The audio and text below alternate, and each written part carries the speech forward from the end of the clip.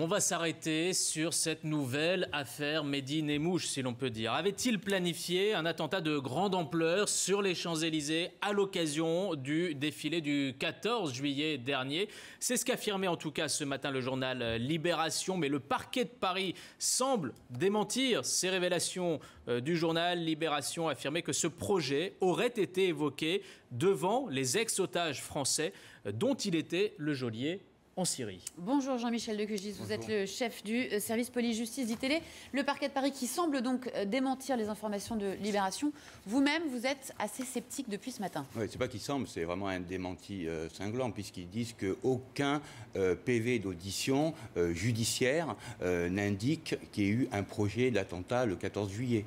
Nous, dès ce matin, nous mettions un peu en doute ces révélations, parce que nos sources nous disaient qu'elles n'étaient pas au courant d'un tel projet, aussi bien au niveau de la police judiciaire antiterroriste qu'au niveau même de la préfecture de police de Paris.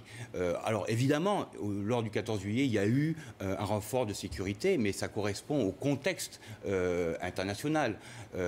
Mais il n'y avait aucune indication selon laquelle il pouvait avoir eu un attentat prévu pour le 14 juillet sur les Champs-Élysées.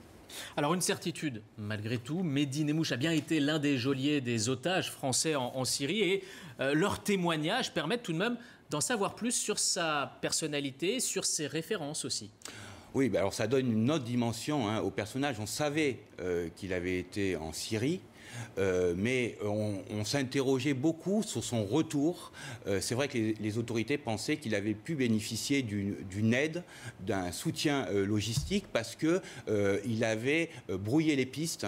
Il avait échappé au radar de contrôle en revenant par l'Asie, d'abord par la Malaisie, la Thaïlande, Singapour, et puis il avait atterri à Berlin, et pas dans les aéroports français où on était susceptible de l'entendre.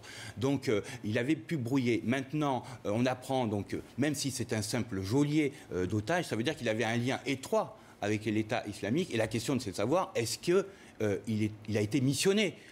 On sait qu'il a agi comme un loup solitaire, parce qu'il agit seul, mais est-ce qu'il a été missionné pour faire cet acte-là?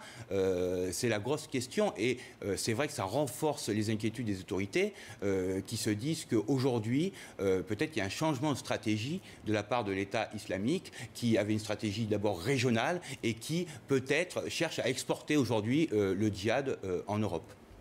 Merci pour ces explications. Jean-Michel Decugistes, chef du service police-justice d'ITélé.